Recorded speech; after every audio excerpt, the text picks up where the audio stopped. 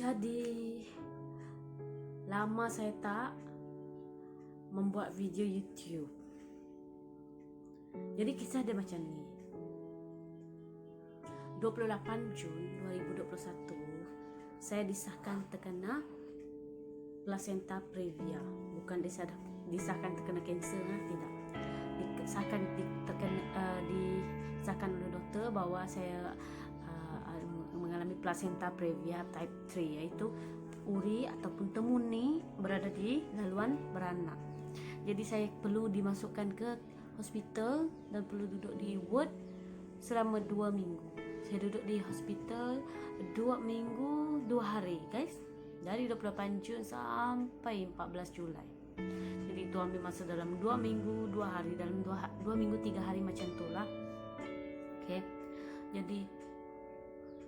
Jadi selama duduk di ward, saya tak boleh ambil video, saya tak boleh ambil video. Kalau video bercakap macam ni pun saya mesti akan nampak pelik. Dan sebenarnya dilarang untuk ambil video. Jadi saya mampu ambil story je. Sebenarnya saya nak ambil buat YouTube video, tapi dilarang sama sekali. Jadi saya tak dapat ambil video dekat ward. Jadi tak dapatlah nak tunjuk dengan you all. Dan jadi selama 2 minggu 3 hari tu saya memang bosan duduk dekat ward, tapi terpaksa sebab terkena mengalami masalah placenta previa type 3. Okay, jadi itu adalah masalah yang sangat bahaya. Sebab itulah diorang suruh saya duduk di ward selama 2 minggu sampai hari beranak. Dan saya beranak secara caesar, ya, pembedahan. Tidak beranak secara normal sebab saya tak boleh normal sebab uri saya di bawah. Jadi kalau uri di bawah semestinya uri yang dulu akan keluar. Kalau tak uri keluar, kalau uri tak keluar dulu, macam mana baby nak? Kalau baby nak keluar dulu pun uri menutup jalan dia keluarkan. Jadi dia nak keluar dulu pun susah. Baby nak keluar dulu pun susah, uri nak keluar dulu pun susah. Jadi sebelum saya mengalami mengalami satu contraction pada pukul 4 pagi. Contraction palsu kata orang. Ada juga kan contraction palsu. Jadi orang cakap contraction palsu. Saya rasa sakit perut bahagian bawah dan bahagian belakang, tapi dia tak sakit sangat, masih boleh tahan. Jadi sakit tu bila saya bagi tahu doktor saya ada rasa sakit macam tu. Jadi the next itu 3 hari lepas tu dia orang suruh saya buat pembedahan. Jadi kita orang buat pembedahan. Jadi saya pun selamat dibedah, baby pun selamat. Cuma sekarang masih mengalami kuning, iaitu jaundice ataupun bilirubin. Itu bunyi dia tu. Tang talang, a baby. Belum tiba masanya untuk dia bersama-sama kita di dalam YouTube. Tak apa, saya akan bawa dia slow-slow masuk ke dalam YouTube. Lepas tu, saya mau cerita lagi, ya.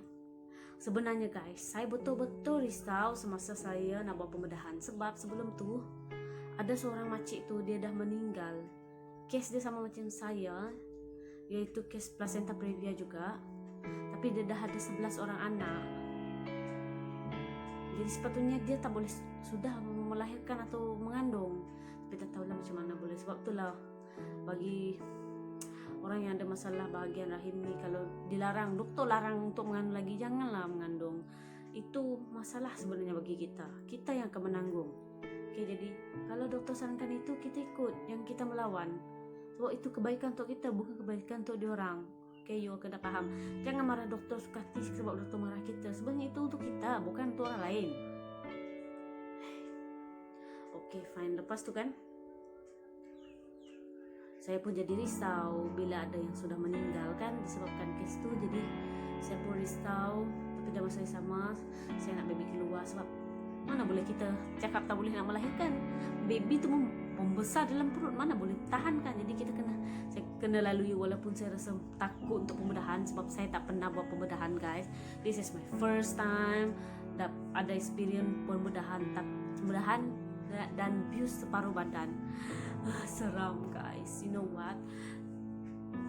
bius separuh badan, tangan kita lurus macam ni, bius tuh sampai bawah nih. Sekarang pun saya masih rasa bius bagian perut. Saya tak boleh rasa kulit saya bagian dekat dengan jahitan tuh. Tapi saya tak tahu berapa. Tapi jangan tanya saya berapa jahitan saya tak tahu berapa jahitan saya. Yang pasti jahitan tuh sedang membaiklah sedikit. Cuma kadang-kadang kalau saya kuat-kuat bergerak, adalah rasa tuh kan, boleh rasa macam seperti tak dapat sangat. Okay? Karena juga makan apa semualah. Sekarang saya sudah berapa hari ya? Dah sebulan lebih dah. Okay? Dari melahirkan baby. Baby lahir pada 13 Julai 2021. 3 hari selepas hari jadi saya. Jadi adakah ini hadiah hari birthday? Ya, maybe. Okay, jadi lepas tu pada 14 Julai saya balik ke rumah. Disambut oleh rakan-rakan dan suami. Sebab tak ada mak mentua, tak ada mak bapak saya sendiri di sini. Yang jaga saya pantang pun suami dan kawan-kawan yang ada dekat sini dengan saya. Jadi diorang yang bagi ilmu apa semua. Seriously guys, you all ingat saya ni ada pengalaman ke jadi mak. Ini anak pertama ya guys. Sangat-sangat suka dan banyak cabaran baru yang saya kena tempuhi. Dalam masa yang sama saya sangat risau. Saya gagal jadi ibu. Pahamkah kamu maksud saya? Berbelit lidah. Sebab kita tak tahu apa yang kita tak tahu apa yang kita tak tahu, paham tak? Kita pun tak tahu mana ada ayat kita tak tahu apa yang kita tahu. Kita tak tahu apa yang kita tak tahu, itu bahaya. Kita tak tahu benda tu, kita tak tahu yang kita tak tahu benda tu. You all faham tak?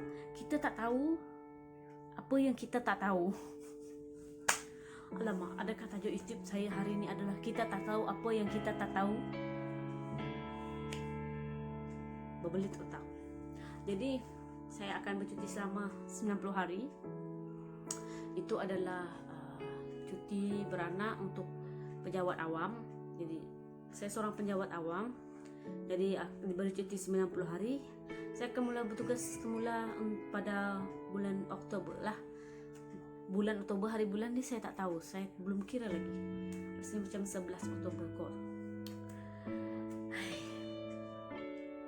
Lepas tu otak tengah fikir macam mana, siapa nak jaga anak nanti kan. Bingung saya. Okay, tak apa, itu nanti kita fikir selusur ke fikir. Jadi hari ni saya ada aktiviti nak buat. Saya nak kemas barang-barang baby di dalam almari yang baru saya beli.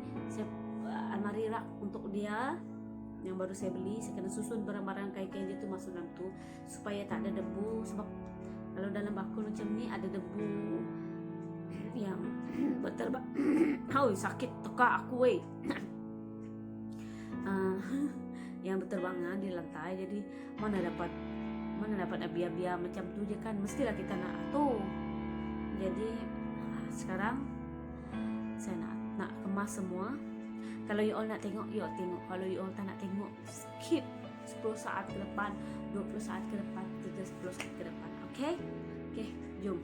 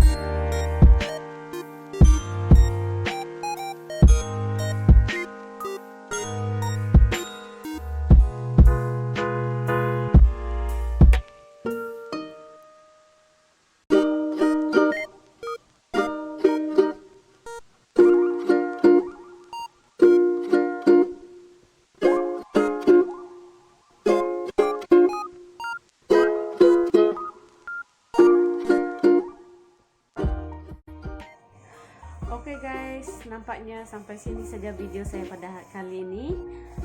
Next, saya akan bawa video lagi 1 minggu 1 kali. Kalau saya tak kepenatan dan ada ke lapangan untuk buat video, saya akan buat video. Jangan lupa like, share dan komen guys ya. Karena like, share dan komen Anda yang akan membuat saya semakin semangat untuk membuat video-video yang lainnya. Oke, sebab sekarang ada orang tengah menyusu nih. Nah, oke guys, jadi bertemu kita lagi di video yang akan datang. Bye. Nunca vi na capa, essa eu nunca vi na capa. Nunca vi na capa, essa eu nunca vi na capa.